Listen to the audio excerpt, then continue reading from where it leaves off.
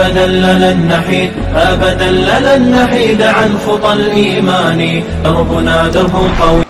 إن الحمد لله نحمده ونستعينه ونستغفره ونؤمن به ونتوكل عليه ونعوذ بالله من شرور أنفسنا ومن سيئات أعمالنا من يهده الله فلا مضل له ومن يضلله فلا هادي له وأشهد أن لا إله إلا الله وحده لا شريك له وأشهد أن محمدا عبده ورسوله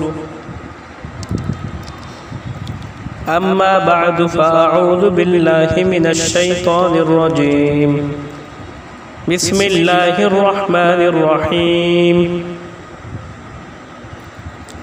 فاعلم أنه لا إله إلا الله. আল্লাহ পাকের শুকরিয়া আদায় করছি যিনি আমাদেরকে ইমানের গুরুত্বপূর্ণ দামি মজলিসে বসার তৌফিক এনায়েত করেছেন। আলোচনা চলতেছিল ইমান সম্পর্কিত 12টি বিষয়ের কুফরের বিষয় নিয়ে। তো ইমানকে বিশুদ্ধ করতে হলে ইমান সম্পর্কিত 12টি বিষয় প্রত্যেককে জানতে হবে। ইমান সম্পর্কিত 12টি বিষয় হলো: 1. ইমানের 3 মূলনীতি। 2. ইমানের 9 শর্তাবলী, ইমানের আহকাম বা ইমানের 9 শর্তাবলী। 3. ইমানের 6 আরকান।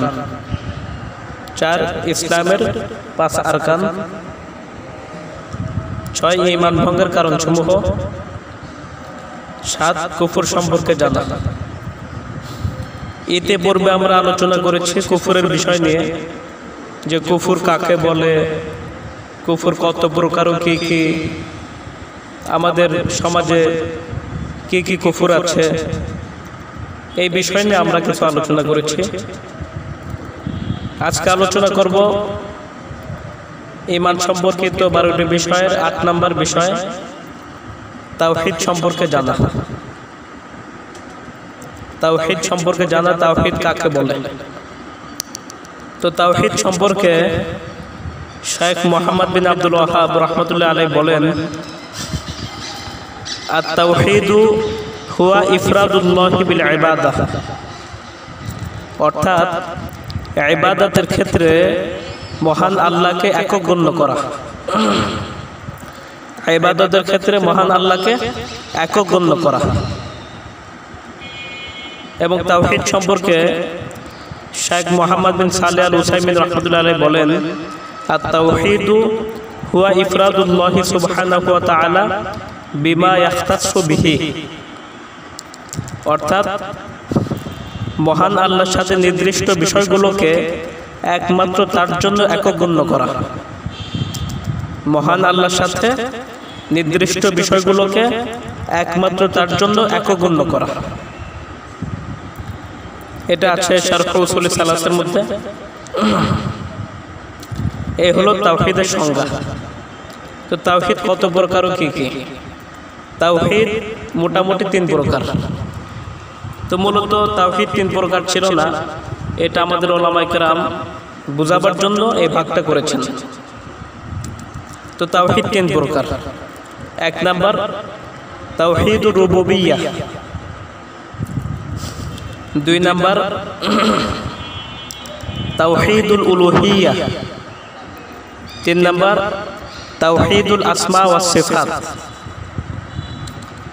আবারও বলি, তাওহীদ 3 প্রকার। 1 নাম্বার তাওহীদুর রুবুবিয়্যাহ, 2 নাম্বার তাওহীদুল উলুহিয়্যাহ, 3 নাম্বার তাওহীদুল আসমা ওয়াস সিফাত। তো তাওহীদুর রুবুবিয়্যাহ শেখ মুহাম্মদ বিন সালেহ আল উসাইমিন রাহমাতুল্লাহ আলাইহি বলেন, তাওহীদুর রুবুবিয়্যাহ হুয়া ইফরাদুল্লাহি সুবহানাহু ওয়া তাআলা বিল খালকি ওয়াল মুলকি ওয়াত তাদবীরি, অর্থাৎ সৃষ্টি, মালিকানা এবং পরিচালনা ও তত্ত্বাবধানের ক্ষেত্রে আল্লাহ তাআলাকে একক গণ্য করাকে তাওহীদুর রুবুবিয়্যা বলে।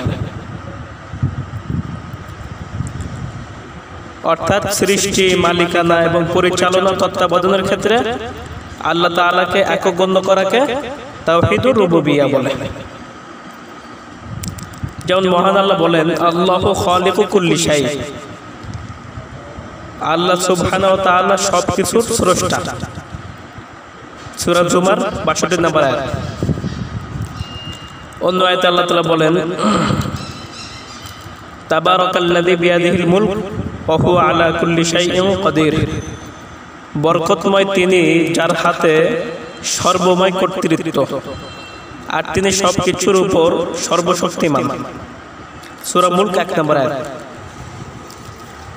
অন্য আয়াতে আল্লাহ সুবহানাহু ওয়া তাআলা আরো বলেন, আলা লাহুল খালকু ওয়াল আমর তাবারাকাল্লাহু রাব্বুল আলামিন, জেনে রেখো সৃষ্টির একমাত্র কর্তা তিনি আর হুকুমের একমাত্র মালিকও তিনি। সৃষ্টির একমাত্র কর্তা তিনি আর হুকুমের একমাত্র মালিকও তিনি। সারা জাহানের রব আল্লাহ হলেন বরকতময়। হ্যাঁ, সূরা আরাফ ৫৪ নম্বর আয়াত। এটা হলো তাওহীদুর রুবুবিয়্যা। ২ নম্বর তাওহীদুল উলুহিয়্যা। তো একটা বিষয় সেটা হলো তাওহীদুর রুবুবিয়্যার ক্ষেত্রে আমাদের মধ্যে কোনো ইশকাল নাই। তাওহীদুর রুবুবিয়্যার ক্ষেত্রে সকলে একমত। তাওহীদুর রুবুবিয়্যার ক্ষেত্রে কাফেরদের কোনো ইশকাল নেই। অমুসলিমরাও আল্লাহকে বিশ্বাস করে, রব হিসাবে স্বীকার করে। তো আল্লাহ তাআলা সৃষ্টিকর্তা, রিজিক দাতা এবং ফসল উৎপন্নকারী, বৃষ্টি বর্ষণকারী, এই সমস্ত কাফের মুশরিকরা বিশ্বাস করে। অর্থাৎ তাওহীদুর রুবুবিয়্যার ক্ষেত্রে অমুসলিমদের কোনো ইশকাল নাই, কাফেরদের কোনো ইশকাল নাই, তারাও আল্লাহকে বিশ্বাস করে। ২ নম্বর যে বিষয়, কোরআন কারীমের মধ্যে বলেছে, আল্লাহ তাআলা বলেছেন যে ওয়ালা ইন সাআলতাহুম মান খালাকাস সামাওয়াতি ওয়াল আরদা ইয়াকুলুনাল্লাহ, হে নবী আপনি কাফেরদেরকে জিজ্ঞাসা করুন যে আসমান জমিন কে সৃষ্টি করছে, তখন তারা বলবে আল্লাহ তাআলা সৃষ্টি করছেন। অর্থাৎ তাওহীদুর রুবুবিয়্যার ক্ষেত্রে কারো কোনো ইশকাল নেই। ইশকাল হলো তাওহীদুল উলুহিয়্যার ক্ষেত্রে। তো ২ নম্বর যে বিষয় তাওহীদুল উলুহিয়্যা, শাইখ মুহাম্মদ বিন সালেহ আল উসাইমিন রাহমাতুল্লাহ বলেন, হুয়া ইফরাদুল্লাহি সুবহানাহু ওয়া তাআলা বিল ইবাদাহ, অর্থাৎ যাবতীয় ইবাদতকে আল্লাহ তাআলার জন্য একনিষ্ঠ করাকে তাওহীদুল উলুহিয়্যা বলে। যাবতীয় ইবাদতকে আল্লাহ তাআলার জন্য একনিষ্ঠ করাকে তাওহীদুল উলুহিয়্যা বলে। আল্লাহ সুবহানাহু বলেন, কুল ইন্না সলাতি ওয়া নুসুকি ওয়া মাহইয়ায়া ওয়া মামাতি লিল্লাহি রাব্বিল আলামিন, বলো নিশ্চয়ই আমার সালাত, আমার কুরবানি, আমার জীবন ও আমার মৃত্যু এই সব কিছু আল্লাহ তাআলার জন্য, যিনি সকল সৃষ্টির রব। সূরা আনআম ১৬২ নম্বর আয়াত। অন্য আয়াতে আল্লাহ তাআলা বলেন, ফামান কানা ইয়ারজু লিকা রাব্বিহি ফালিয়ামাল আমালান সালিহান ওয়া লা ইউশরিক বিইবাদাতি রাব্বিহি আহাদা, সুতরাং যে তার রবের সাথে সাক্ষাৎ কামনা করে সে যেন সৎ কাজ করে এবং তার রবের ইবাদতে অন্য কাউকে শরীক না করে। সূরা কাহফ ১১০ নম্বর আয়াত। তো ইবাদত করতে হবে একমাত্র আল্লাহ তাআলার জন্য, সকল কিছু সমস্ত ইবাদত করতে হবে একমাত্র আল্লাহ তাআলার জন্য। এটাকে বলে তাওহীদুল উলুহিয়্যা অথবা তাওহীদুল ইবাদাহ। তো তাওহীদুল উলুহিয়্যার ক্ষেত্রে আল্লাহ তাআলার সাথে কাউকে শরীক করা যাবে না। অর্থাৎ ইবাদত করতে হবে, সমস্ত ইবাদত করতে হবে একমাত্র আল্লাহ তাআলার জন্য। ইবাদত মোটামুটি ১৫ প্রকার। এই ১৫ প্রকার যত ইবাদত আছে সব কিছু একমাত্র আল্লাহ তাআলার জন্য করতে হবে। ইবাদতের অধ্যায়ে আমরা ওই ১৫টা বিষয় নিয়ে ইনশাআল্লাহ আলোচনা করব। তো তাওহীদের ৩ নম্বর বিষয় হলো তাওহীদুল আসমা ওয়াস সিফাত।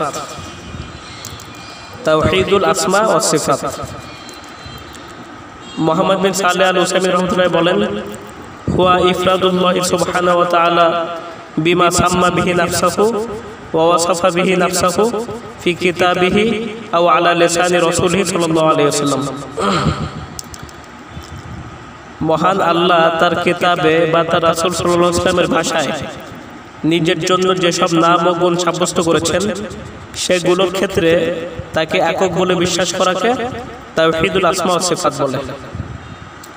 মহান আল্লাহ তার কিতাবে বা তার রাসূল সাল্লাল্লাহু আলাইহি ওয়াসাল্লামের ভাষায় নিজের জন্য যেসব নাম ও গুণ সাব্যস্ত করেছেন সেগুলোর ক্ষেত্রে তাকে একক বলে বিশ্বাস করাকে তাওহীদুল আসমা ওয়াস সিফাত বলে। আল্লাহ তাআলা বলেন, ওয়ালিল্লাহিল আসমাউল হুসনা ফাদউহু বিহা। আর আল্লাহ তাআলার জন্য রয়েছে সুন্দর সুন্দর নাম, সুতরাং তোমরা তাকে সেসব নামেই ডাকবে। তো এই তিন ক্ষেত্রে তাও এক নাম্বার তাওহীদুল রুবুবিয়্যাহ, দুই নাম্বার তাওহীদুল উলুহিয়্যাহ, তিন নাম্বার তাওহীদুল আসমা ওয়াস সিফাত। এই তিন ক্ষেত্রে আল্লাহ তাআলার সাথে কাউকে শরীক করা যাবে না। শরীক করলে তার তাওহীদ নষ্ট হয়ে যাবে। তো এটা হলো সংক্ষেপে তাওহীদের আলোচনা। তো আল্লাহ তাআলা আমাদেরকে শিরক মুক্ত তাওহীদে ঈমান দান করুক এবং বেদাত মুক্ত সুন্নতে আমল দান করুক। ওয়া সাল্লাল্লাহু তাআলা আলা নবিয়িনা মুহাম্মদ ওয়া আলা আলিহি ওয়া সাহবিহি আজমাইন।